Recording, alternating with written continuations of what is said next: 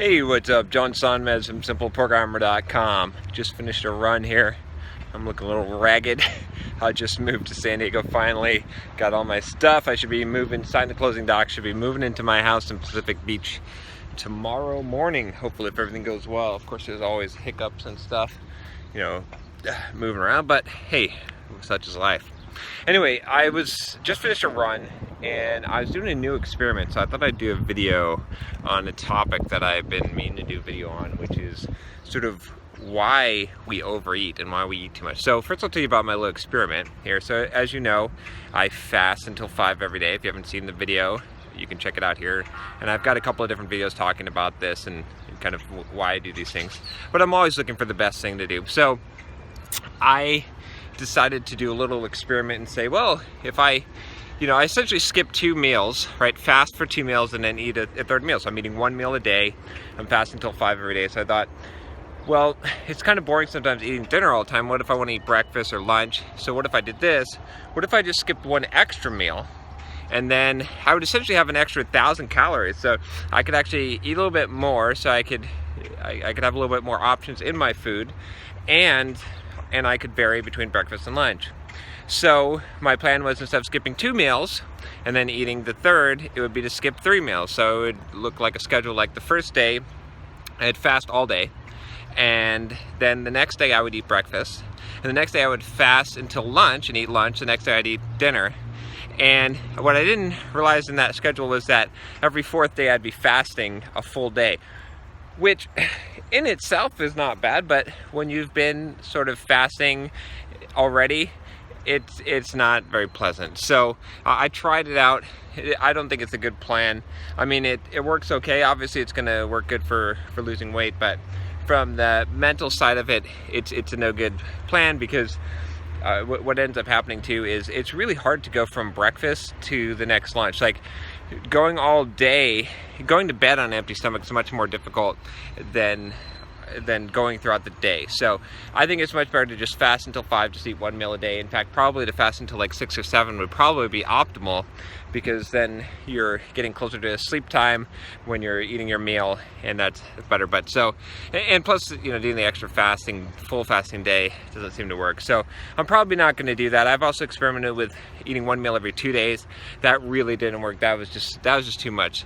So I'm going to probably stick with this for now, and I'll probably be optimizing this with my workout. Now that I'm sort of stationary here in San Diego, getting back into routine, I'm going to be optimizing and actually going to be putting out a workout. I've got kind of an optimal plan here for building muscle, losing fat, for diet, and I'll be working through actually getting that on a paper and testing that out, and then I'll be revealing some of that here. Probably I'll be putting out a course or a product on that eventually. If you're interested, leave a comment below, put a thumbs up, and we'll see about that. But anyway, in fact, there's gonna be a lot more courses coming out now that once I get stationary here and I get settled down and back into routine. I've been kind of a nomad for the last like 6 months, and it's sort of getting old. So anyway, what is the actual topic of this video? So I wanted to talk about this idea of why we overeat, because I was thinking about this a lot, because I actually had a friend on Facebook. This guy I knew him since high school. And he was doing a lot of marathon runs, right? And he was always like really, really overweight, pretty fat guy in school. Actually, I knew him since elementary school, I think. Maybe junior high, but yeah, elementary school actually. And he did a real good job, lost a bunch of weight, right? He got down from, I think he was like, I want to say he's under 6 foot, and he was like 580 or something. He dropped down to like, 280, not 580. That'd be pretty big. Anyway, he's about 280 or so. He dropped down to like around 200, I think, somewhere around there. Anyway, so, but he's back up at like the 270s now after losing all this weight, over the last 2 years. He's still running and stuff. But it's because he likes to eat, right? And I was thinking about, a lot of you, if you're having trouble with diet and stuff, I mean, heck, I like to eat, right? And I wanted to kind of talk about the psychology of this. So why do we do this, and why?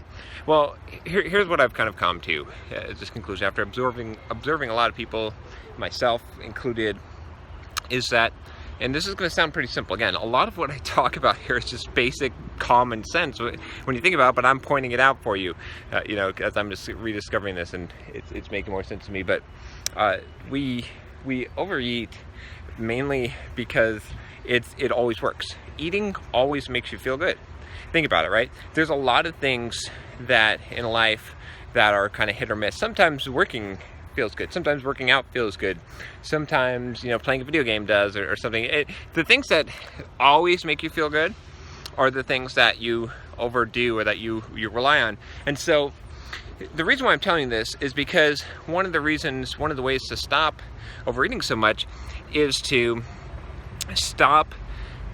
find other things that make you feel good and to realize the psychology behind this. A lot of times when you realize the psychology behind something or why you're doing something, it helps you to stop it and just recognizing that will help you to prevent that behavior, to alter behavior. So when you think about it, right, you eat because no matter how you're feeling, right? No matter how bad your day is, right? I remember when I had crappy jobs, I used to look forward to lunch because at least lunch is going to make me feel good because I'm going to eat, right? And so you get that kind of psychology, that mentality, and pretty soon you're living to eat, really, right? A lot of people, their lives are so bad, the only enjoyment that they consistently get out of life is food. And think about it, you might be in that situation. I've been in that situation before, right? So the best way then to get in shape in that case, or to not overeat, would be what? Think about this, right? What would it be? It would be to have other things in your life that are good. To figure out, maybe that means you want to go play a sport or join some kind of club or do some kind of activity that is going to give you something else to look forward to in life. Because the only thing you're looking forward to in life is eating, right? And you go on a diet, how depressed are you going to be? You're going to be depressed as shit. You are not going to you're going to just hate life. And pretty soon you're going to quit the diet and you're going to just stuff your face because that's the only thing that makes you feel good. Because eating always makes you feel good. It's the same reason why people get addicted to drugs and cigarettes and whatnot, right? Every time I used to light up a cigarette, man, that made me feel good every single time, right? It's like a consistent thing. Every time I put a plate full of, bad stuff in my mouth or eat a candy bar, it makes me feel good. I never chow down on a candy bar and say, man, I feel like crap. No, you always feel good when you do that. So if you don't have enough other good stuff in your life, you're going to have that problem, and you're going to overeat, and you're never going to solve that problem. So, long story short, best way to solve this problem is, one, to recognize it and to say, hey, am I just eating because I know that this will make me feel good, right? If so, then it might be easier to turn that down and say, nah, I don't need to do that.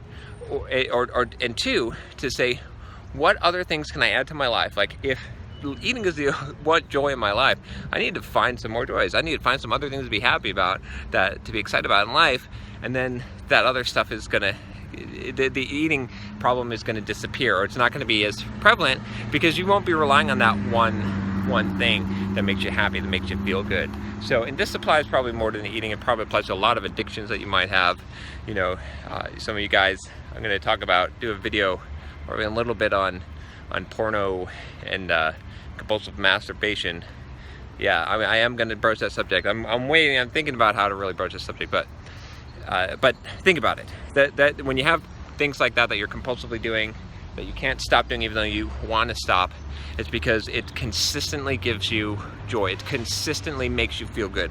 So you've either got to figure out a way to disconnect that so that you associate pain with that instead of pleasure, or you got to find something else that's better, right? And just having that acknowledgement, noticing that connection can make a big difference. So it's helped me, definitely, as I've noticed this. I'm like, well, I'm just gonna eat because it's something that makes me consistently feel good. Can I do something else that makes me feel good instead? Or can I just recognize this and delay that gratification, knowing that that's what the psychology is behind it. So anyway, hopefully this helps you. If you are interested in more fitness videos, you can check out, I've got a playlist here of all the kind of fitness and diet stuff.